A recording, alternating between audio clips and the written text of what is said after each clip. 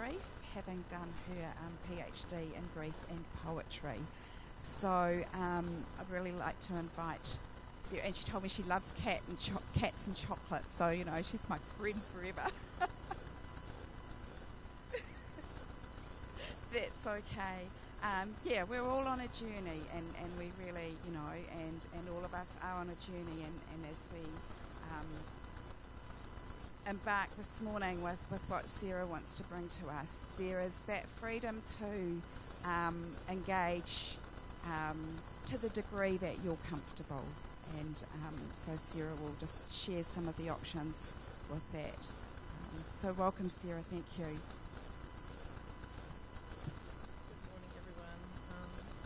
Gail asked me to come and to give a bit of a talk about grief.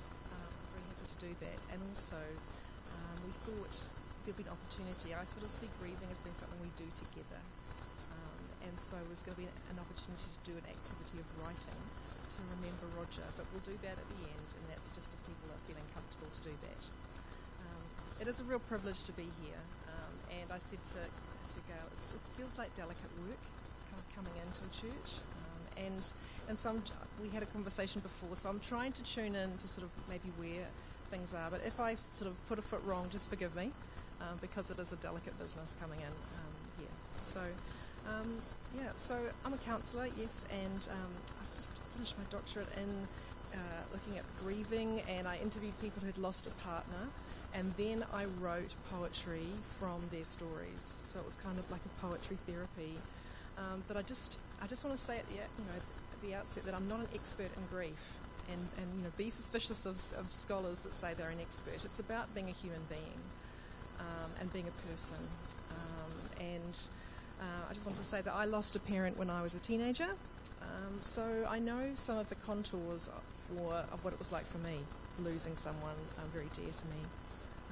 And back then I felt a lot of my grieving was very internal, and it was a lot about feelings. And I felt sad, I felt scared, I felt there was moments of despair. I also felt moments of relief. I felt confused, I cried, and I think I was grieving not just for the person who died, but the future that we would never have, and the love we wouldn't know. There was other aspects of it as well. And I think I was also grieving the changes to my life, which had happened entirely out of my control, and the changes in my family life and the family dynamics. And I also think as a family we didn't really talk enough about the person who died. And I think this talking together would have helped us navigate what was happening and what we were going through. So when I came, just for the last few years to my doctorate looking at grieving, I see grieving happening in a number of ways between me and my feelings, between me and the loved one, between me and all the people that know the loved one, and between me and these big questions that can turn up about God, about the cosmos, about life, about why death happens. Sometimes it can raise really big questions when someone dies. So I'm going to talk about a few of those things in my little talk, and then we'll do an activity, because I think being able to talk together and tell stories of the loved one helps to navigate you through these times. So grief is understood as something that happens in your body, and I think it's because when we love someone, we kind of knit to them. We have this feeling of like bone to bone. We feel really connected, and I think our flesh physically grieves, when they have died, and it might be expressed in the body, in crying, in wailing, sometimes feeling sick, feeling hungry, not sleeping, feeling angry, feeling afraid, or feeling numb, not having feelings. And it might involve yearning for the loved one. And sometimes these feelings can kind of come in waves. And I think it's the first thing I'd say is that it's okay to feel as you're feeling. However, we are embodied beings, and I sometimes try and think about making peace with how I'm feeling and trying to go with it. But I think if the feelings get really intense, there are ways that people will find to calm themselves. And it might be like talking with someone, prayer or meditation, exercise. People find that really helpful. Sometimes people do journaling or writing. And that's a bit of something we'll have a go at doing today, if you want to. And also drawing and creating something, also connecting with animals or nature and God. Because I think one loss, like the loss of Roger, it can touch on other losses, previous losses we've had. It can kind of, those things can light up. And that's when intense feelings can turn up. So I think you could sort of think about just saying hello in your mind to that other loss that might be turning up for you, and just notice it's there, and kind of just be present with it, and maybe talk with others, do exercise, or yeah. But I think I hope it's okay for me to say that, I think there are some positive things about grieving, because it reminds us we're human, that we care and that we feel. And for me, it's also a sign of that the person was important and that they mattered. So, but I'm not a fan of thinking that the grieving follows a clearly defined path. And there's been a lot of debunking of this pretty popular idea of Kubler-Ross about the 5 stages of grieving. I'm sure if I asked what they were, people would say, I know what they are. It's anger, depression, bargaining, denial and acceptance. And I think these things do happen, but I don't necessarily think it happens in a linear set of stages. I'm going to come in this stage and then I'll go into this stage. And I think sometimes it's not helpful to have like a really sort of a rigid map, because things can just feel chaotic. Things can come back. And it's just trying to know that you're going through a lot of emotions and trying to navigate through those. And like I said, I think talking to others can help. And there's these movements. Sometimes it might be a focusing on what's lost.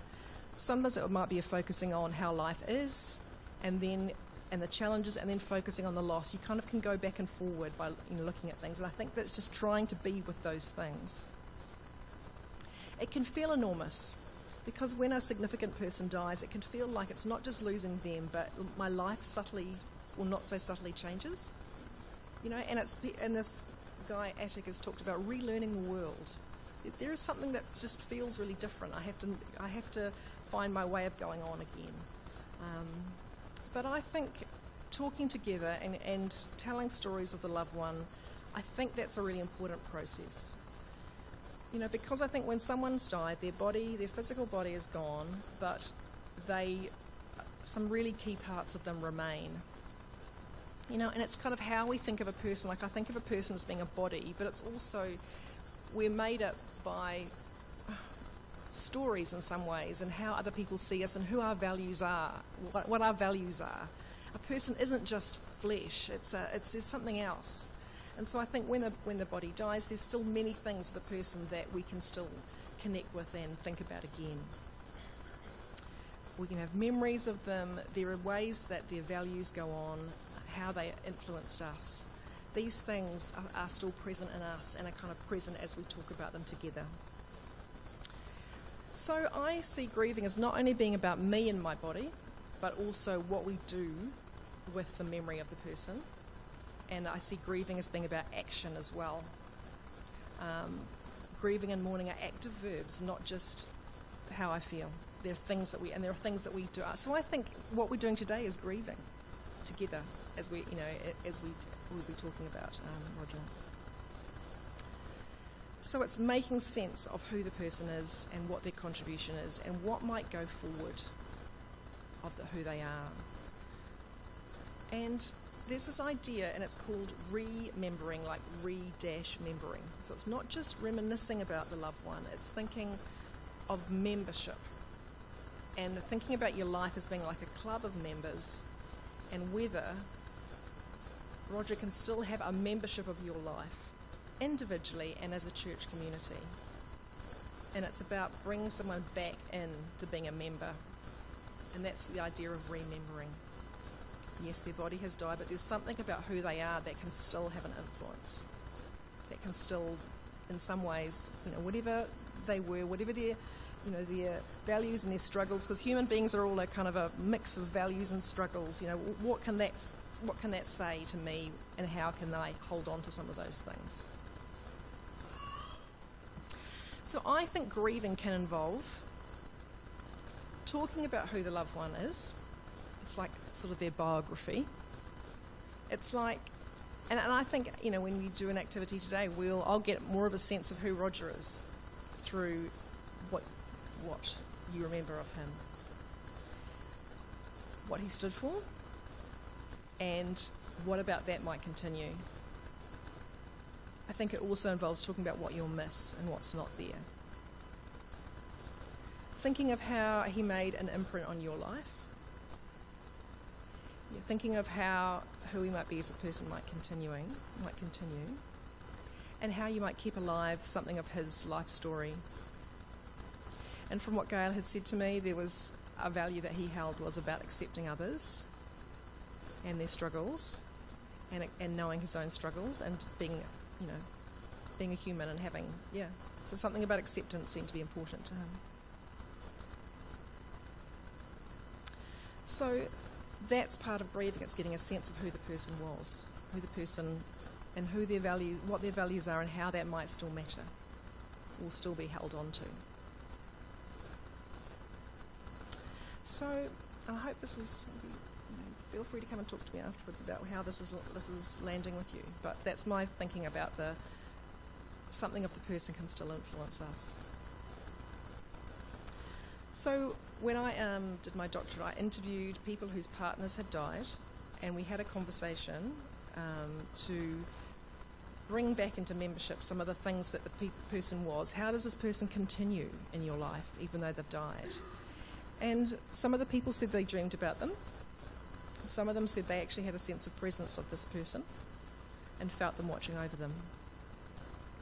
Some people really noticed the qualities of that person in their children. Some people had a real strong memory of the person in particular spaces in the house they shared, and particular objects. And some people were just aware of the sort of person that person was, and that they wanted that to continue. And it's sort of like the idea of legacy. And legacy can be something practical, kind of financial, but it can also be something intangible, like thinking something of what they stood for matters to me, and something of what they stood for can still connect with me again.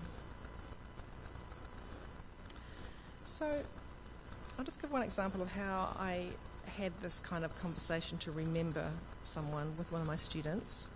And she's given me permission to read something that I wrote from what she said. She's very happy for me to share it with you. So what happened was I had a conversation with a student about her father who died, and she was still aware of him contributing to her life. And as she spoke, I took her words and turned them into a little poem. And it doesn't rhyme, but it's something that was important to her about a bit of who her dad was and a bit of what still lasts. So I'll just read it out, if that's okay. So it's her words, and I've arranged it. Tupuna. On the marae, he taught us the cultural protocols of caring. He taught hospitality. A simple meal, a cup of tea, bread and jam. Years later, she said, I still remember you and the beautiful supper. Simple kindnesses. He taught me that. I think of him a lot when I go up north. When I talk with my sister, I catch myself being cheeky and jokey, just like Dad. I notice when we're together as a family, he's within us. He's our humour, our stories. He's there with us. So there's something of who her dad was that turns up a bit again when they're together. And there's something of him that's still there in her. There's something of him that continues. So, that's what I'm mainly talking about today, about remembering the loved one. I also think that death can awaken lots of questions about the meaning of life. Sometimes I've found for me, when a loved one dies, it can kind of crystallise what's important for me in my life, and sort of sharpen my sense of purpose. And I think, well, what else is important? What else is God saying to me about how I'm living, or, what there is to do in the world?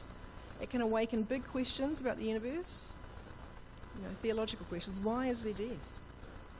Within creation itself, there is life and death, and the cosmos contains elements of loss, death, and chaos. This is very hard to understand. And I think one response to what is chaotic and sad is to lament. And I know that Gail has spoken recently about that.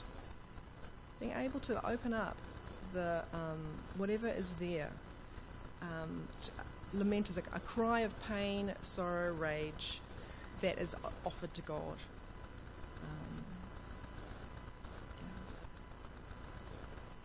So there, I want to acknowledge that those things are important, the lament, and also thinking of what is it about Roger that still might continue in me and in the church. What is it of his flavour that we want, that you want to take up and go on with. So that's my offering mainly, is thinking about what is it about his, what qualities or values of his stick with me, you individually, and what qualities or values of his are there in the church that you think that's really important for us to continue. So it's just, I want to now create a bit of time to do some thinking about that, and maybe some writing about it if you want to.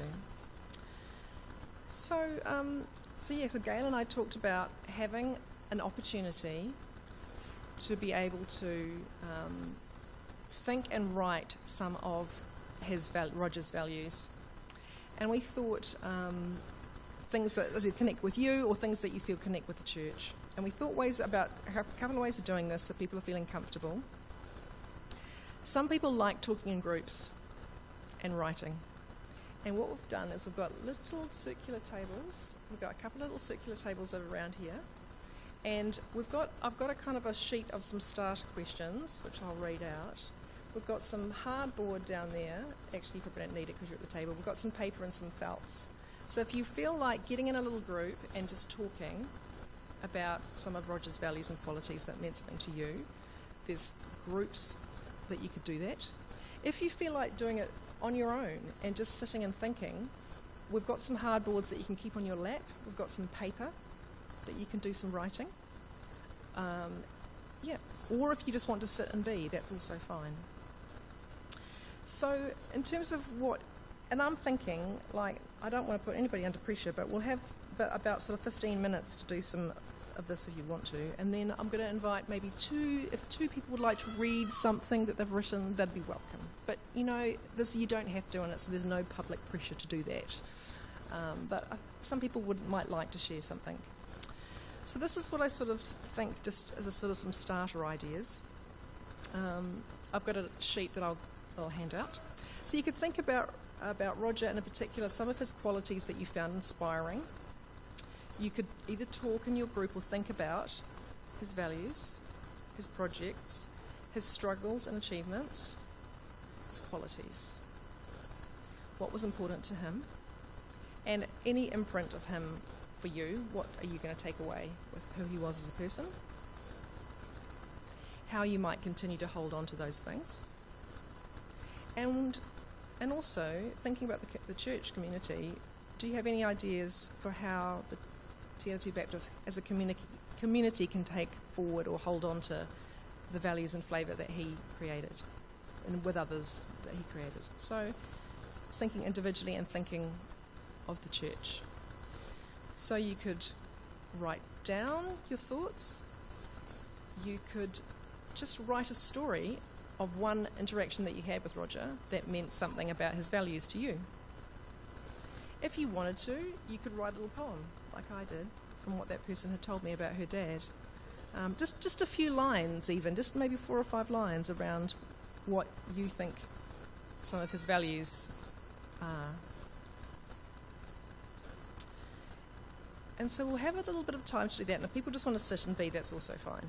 And then, as I said, I'll invite maybe 1 or 2 people if they'd like to share, but people don't have to because it's more, And then we'll have a time of, offering these to God, and have a sort of a prayer. So we've got some little instructions around, instruction sounds harsh, but just some ideas, some starter ideas if you want to. So So the options are just to sit and be, to grab some paper and just to do some writing or drawing. We've got some felts there. Sometimes like drawing and writing at the same time might be helpful. Or maybe being in a little group and doing some talking for people who want to talk. Gail, have you got any more thoughts about that? No.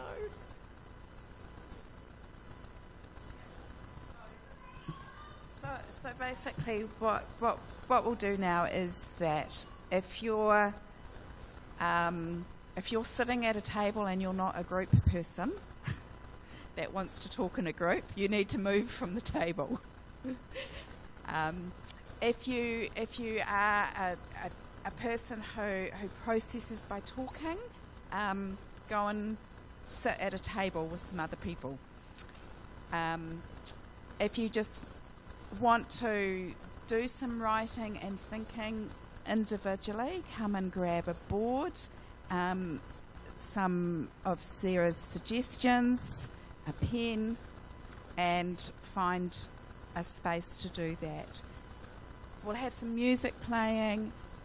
We'll uncover the communion table. There's a set of chairs in front of the communion table and a candle lit. So if you just want to sit and take communion and, talk to God about Roger, then that space is available. And if all of it's too much, you can go and have a cup of tea. It's that whole thing of understanding, and as Sarah said, grieving is not linear, and, we might all be at very different places at, this morning, so it's okay to be where you are and engage how you want to during this space, but it's that opportunity for us as a community, as a whānau, as a village, to remember Roger and think about, and I love what Sarah's talked about, is that legacy of who he was, his values and qualities that we want to celebrate and continue to live in this community. So if you've got some music queued up, Joe, that's a good time. Look, I'm just also so aware what Sarah was saying about the fact that, our grief is all stored in the same place in our brain. And I know that there are probably some of you out there who are sitting there thinking, well, actually, I'm still dealing with grief about something else. And I just want to say to you that's okay for you to work on that. And even bring that and share that, because when my Nana died, it was the same week that Princess Diana and Mother Teresa died, and I could not understand how come those women were on the news but my grandmother wasn't.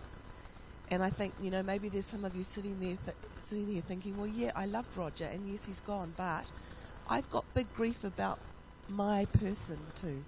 So I want to say that's okay, and let's talk about it, and let's dialogue, and let's do this stuff. So pop up, move, come and get a board, come and get some paper, find a table or a space to sit.